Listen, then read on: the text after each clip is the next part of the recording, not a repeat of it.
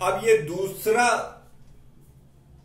Optical instrument compound microscope है। It consist of to lenses. It consist of to lenses. It consists of two lenses. It consists of two lenses.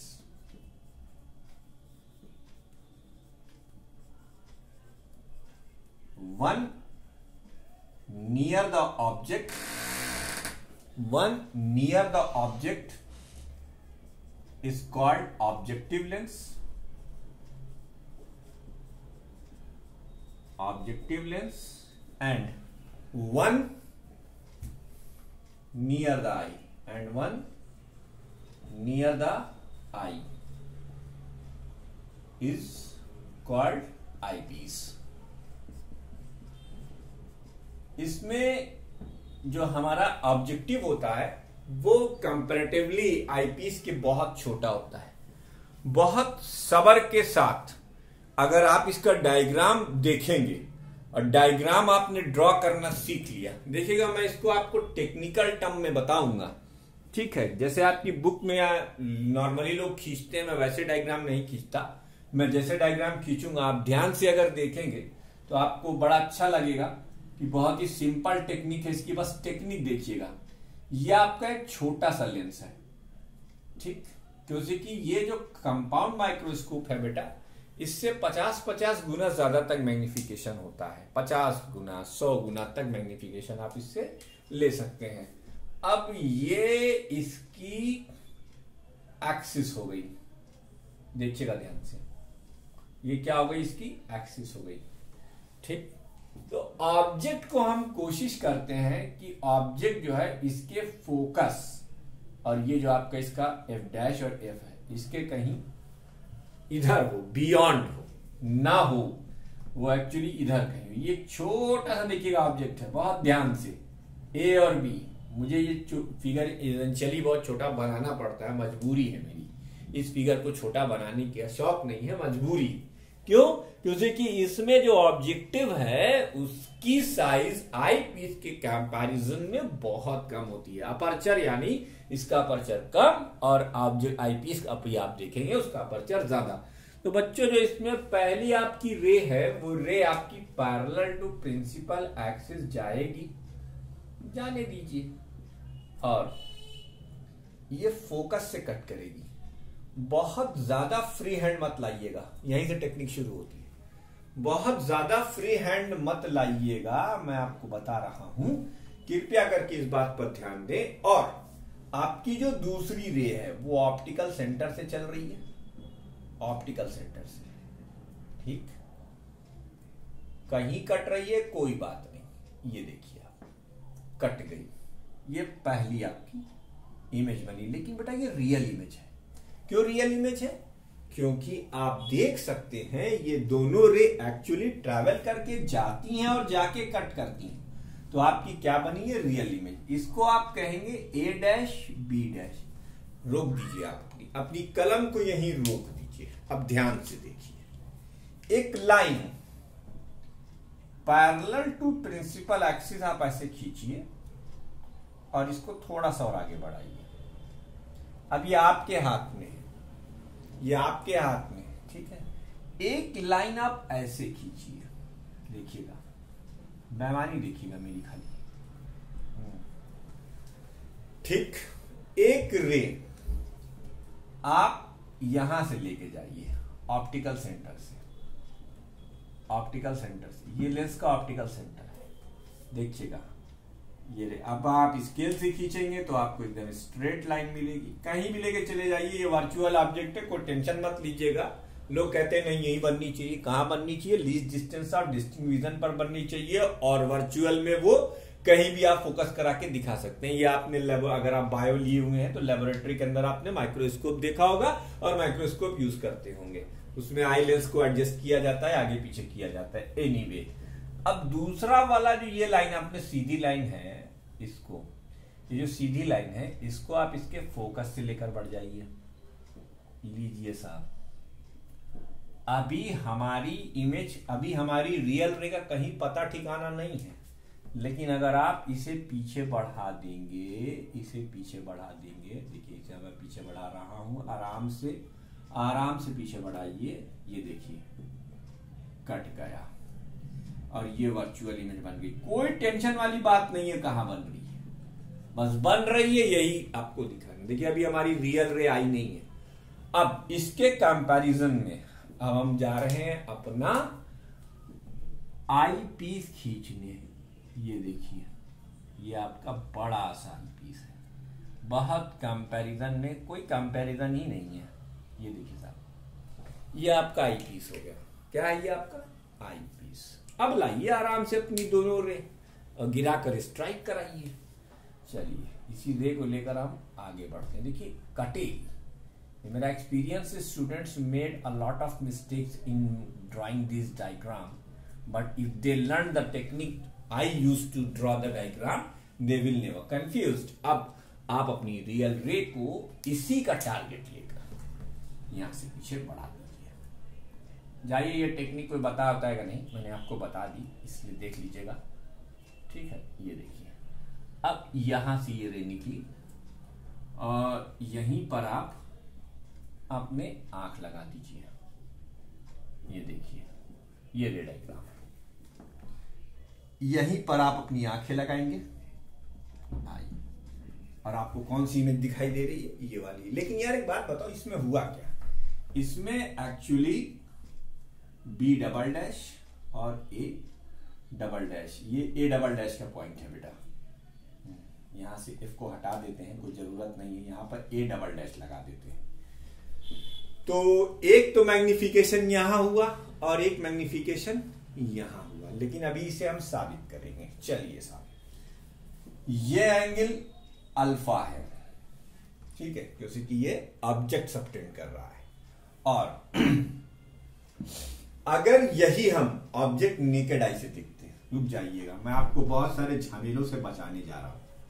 इसको आप D पे रख दीजिए और ये angle आपका बीटा है, ठीक है।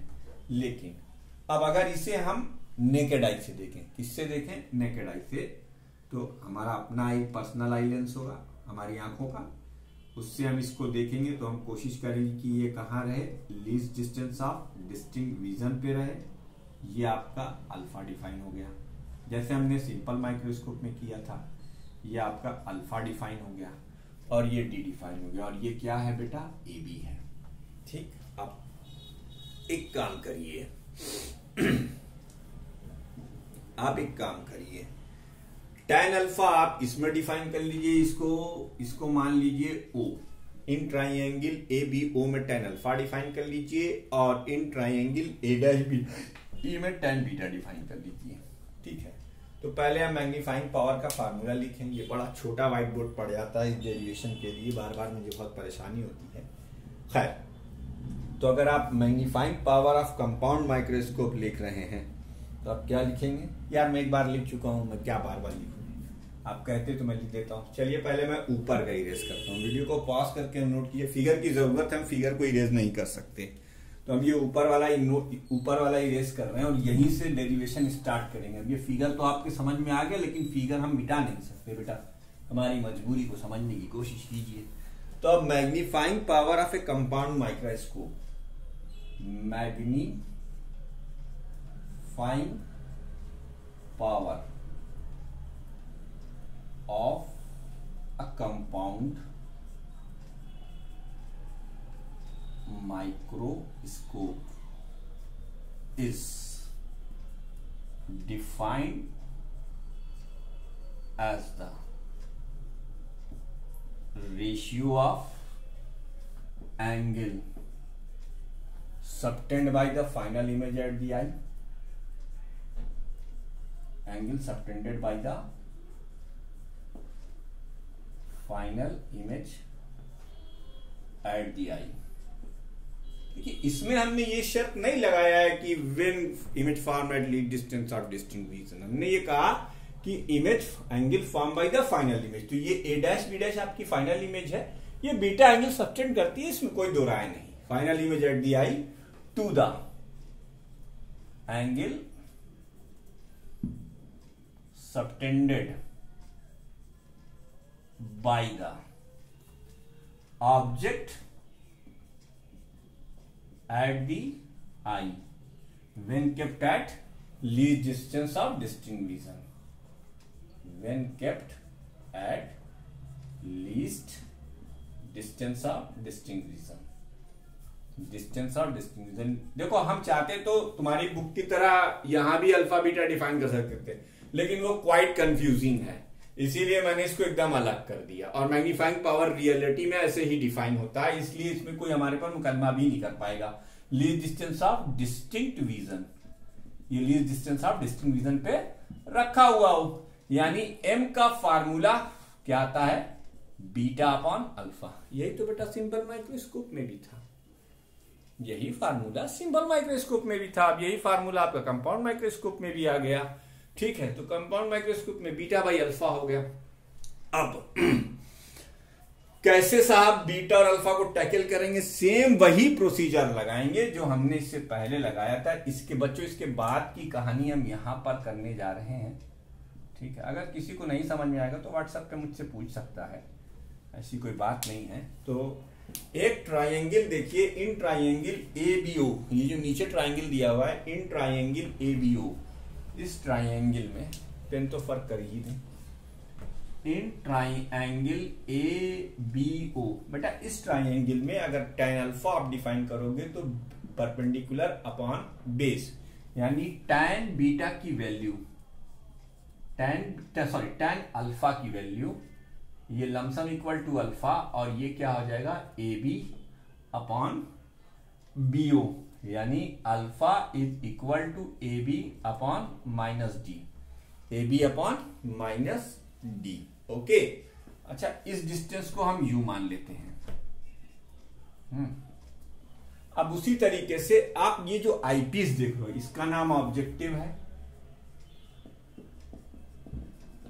और ये है यूओ, और ये है वीओ, और ये है यूई। ठीक, अब एक ट्राइंगल आप देखिए गौर से, triangle A dash B dash E, in triangle A dash B dash E,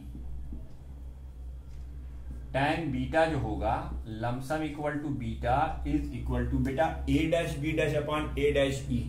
कुछ लोगों के मन में ये सवाल उठ सकता है कि सर आपने बीटा तो इसके लिए सबटेंड किया था, तो देखो यहां मैंने लिख दिया फाइनल इमेज एट दी आई। अब हम ट्राइंगल कौन सा लेंगे ये मेरी अपनी चॉइस है, ये आप हमको रिस्ट्रिक्ट नहीं कर सकते कि आप इसमें डिफाइन कीजिए, नहीं, हमने कह दिया बीटा, तो बेटा एक ट्राइंगल ये भी है और एक ट्राइंगल ये भी है, तो हमें बीटा इसमें डिफाइन करना कन्वीनियंट लग रहा है, इसलिए हम उसमें डिफाइन करेंगे। तो परपेंडिकुलर यानी ए dash B dash upon A dash ई, तो भैया बीटा की वैल्यू क्या हो गई, बीटा की value A dash B dash upon proper sign के साथ रखेंगे तो माइनस यूई आ जाएगा।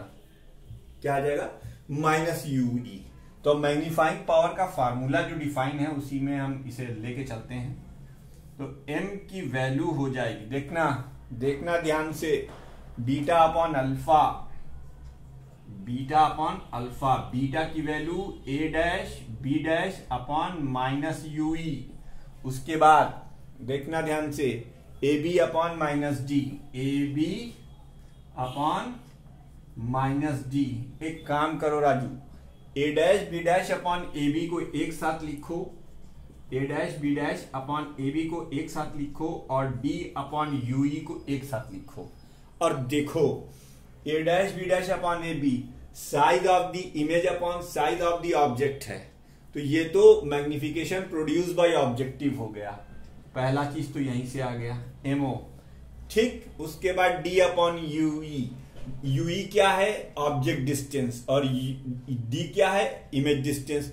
तो size of image distance upon object distance, ये भी मैग्निफिकेशन होता है, तो ये आई पीस का मैग्निफिकेशन हो गया। किसका, आई पीस का मैग्निफिकेशन। तो पहला नोटिसेबल पॉइंट तो यही है कि एक कंपाउंड माइक्रोस्कोप इस प्रिंसिपल पर बेस करता है कि अगर उसमें दो लेंस यूज किए जा रहे हैं तो net magnification produced by the microscope is the product of magnification produced by the objective and the eyepiece.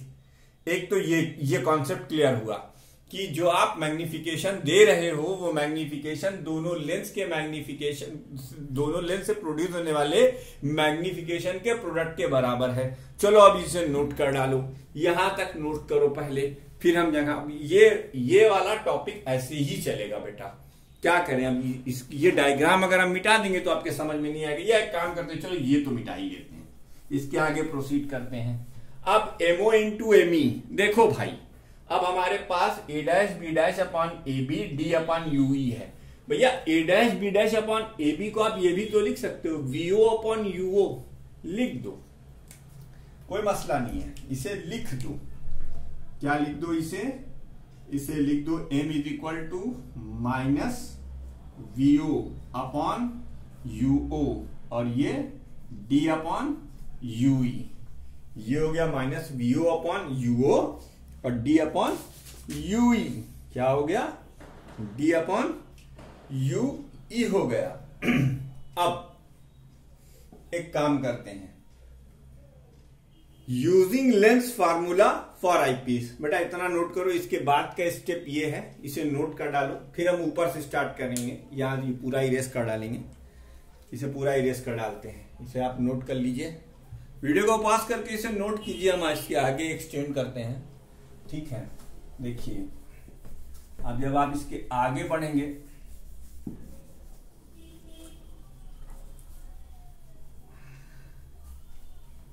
Using lens formula for the eyepiece. बेटा आप ये फिगर मिटा नहीं सकते जब तक कि ये पूरा वो डायग्राम, अरे पूरा डेरिवेशन हो नहीं जाएगा मैग्नीफाइंग पावर का। Using lens formula for eyepiece. Eyepiece के लिए आपने लेंस फार्मूला यूज किया, तो आप U की जगह पर माइनस UE सब्स्टिट्यूट करेंगे, V की जगह पर माइनस D। बेटा लेंस है ये, ऑब्जेक्ट डिस्टेंस है ये, इमेज डिस्टेंस है ये, और फोकल लेंथ F की वैल्यू FE। ठीक, लगाइए लेंस फार्मूला। लेंस फार्मूला क्या है भाई?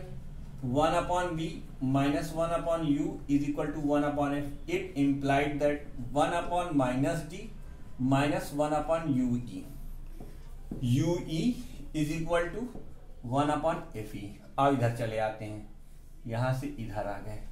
जब इधर आए तो देखो हमें किसकी वैल्यू चाहिए? हमें D बाई UE की वैल्यू चाहिए। अगर हम 1 अपॉन D कॉमन आउट करें तो आपका ये फार्मूला क्या हो जाएगा? देखिए -1, सॉरी यहां पे माइनस आएगा, -1 plus D upon UE is equal to D by FE, sorry 1 upon FE। तो ये हो गया D बाई FE, ये -1 उधर जाकर प्लस हो जाएगा, ये D बाई UE। ये देखिए ये इक्वेशन नंबर 2। तो आपने जो ये फार्मूला लिखा था, अब इसको इक्वेशन नंबर 1 मान लीजिए। Substituting D by UE from 2 in 1, substituting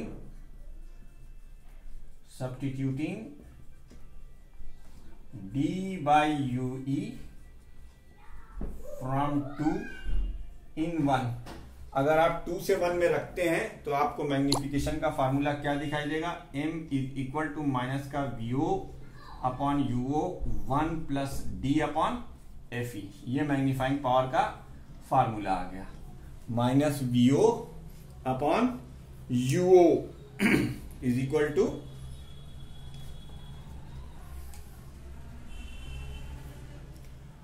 minus VO upon UO 1 plus D upon FE। अब बेटा ये हर जगह होगा नहीं, ये हर जगह होगा नहीं। चलो एक काम करते हैं, कुछ तो हम इसको सुधार ही लेते हैं, क्योंकि हमारे लिए VO मेजर करना बड़ा मुश्किल है। UO तो चलो हम तब भी मेजर कर ले जाएंगे। तो हम क्या काम करेंगे? Again using lens formula, again using lens formula for objective. अब ऑब्जेक्टिव के लिए जब तुम यूज करोगे तो U की जगह पर माइनस UO, V की जगह पर VO और F की जगह पर FO रखोगे। तो देखो अब 1 upon VO minus 1 upon minus UO is equal to 1 upon FO। ठीक है, हमें किसकी वैल्यू चाहिए? हमें वैल्यू चाहिए 1 upon minus VO upon FO की। देखते जाओ। तो एक काम करो, अच्छा हम VO को ही हटाना चाहते हैं। किसको हटाना चाहते हैं? हम VO को ही हटाना चाहते हैं। तो अगर हमें VO को हटाना है तो एक काम करना पड़ेगा। हम यहां पर लिखेंगे 1 अपॉन VO और इसे हम लिखेंगे 1 अपॉन FO और ये उधर जाकर -1 अपॉन UO हो जाएगा। बेटा मिटाओ इसको, फिर इसके आगे बताते हैं। इसको नोट कर लो, फिर उसके आगे बताते हैं। इसके आगे बस अब 2 मिनट का काम और रह गया, तो इसके ये वीडियो को पॉज करके नोट कर लो, या इसको हटा देते हैं हम। ये तो नोट हो ही गया होगा। तो VO अपॉन FO, तो देखो 1 upon VO is equal to FO और UO LCM आ गया। ये हो गया UO माइनस FO। तो it implied that VO is equal to FO UO upon UO minus FO। ठीक है बेटा। तो ये वैल्यू उठाओ और इसमें रख दो, हो गया काम। मैग्नीफाइंग पावर फार्मूला आपका आ गया। किसके टर्म्स में आ गया? अरे भाई ऑब्जेक्ट आप कहां रख रहे हैं ये तो आपको पता रहेगा ही रहेगा। ठीक है, तो इसको नोट कर लीजिए। अब इसके हम आगे बढ़ते हैं। तो VO की वैल्यू इसमें सब्स्टिट्यूट करिए। जब आप VO की वैल्यू इसमें सब्स्टिट्यूट करेंगे, वीडियो को बड़ा ध्यान से देखना और आराम से देखना। तो M की वैल्यू क्या आ जाएगी? M की वैल्यू, ये माइनस जो है बेटा इसके अंदर इंसर्ट कर दो, ये वाला माइनस इसमें इंसर्ट कर दो। जब इसमें इंसर्ट कर दोगे तो तुम्हें दिखाई देगा ये UO FO अपॉन UO तो एक पहले से ही मौजूद था, और UO माइनस FO और ये 1 plus D by FE। UO से UO कैंसिल, ये आ गया मैग्निफिकेशन का final formula. FO upon UO minus FO 1 plus D by FE। ये मैग्नीफाइंग पावर का फार्मूला है कंपाउंड माइक्रोस्कोप से, जहां पर आपको ऑब्जेक्ट कहां रखा है वो पता होना है, और focal length of the objective and the eyepiece. बाकी इसका डिस्कशन न्यूमेरिकल में। इस जाते जाते फिगर में एक चीज और बता दूं, लेंथ ऑफ द ट्यूब का मतलब होता है ये लेंथ प्लस ये लेंथ। ये होती है लेंथ ऑफ द ट्यूब, ये लेंथ ऑफ ट्यूब। ये क्या होती है? Mod of VO plus UE। Mod of VO plus UE, ये मैग्नीफाइंग पावर का फार्मूला हो गया। ये लेंथ ऑफ द ट्यूब, ये लेंथ ऑफ द माइक्रोस्कोप हो गई। ये आपका कंपाउंड माइक्रोस्कोप कंप्लीट हुआ। अब इसके बाद एस्ट्रोनॉमिकल टेलीस्कोप, वो भी इंपॉर्टेंट।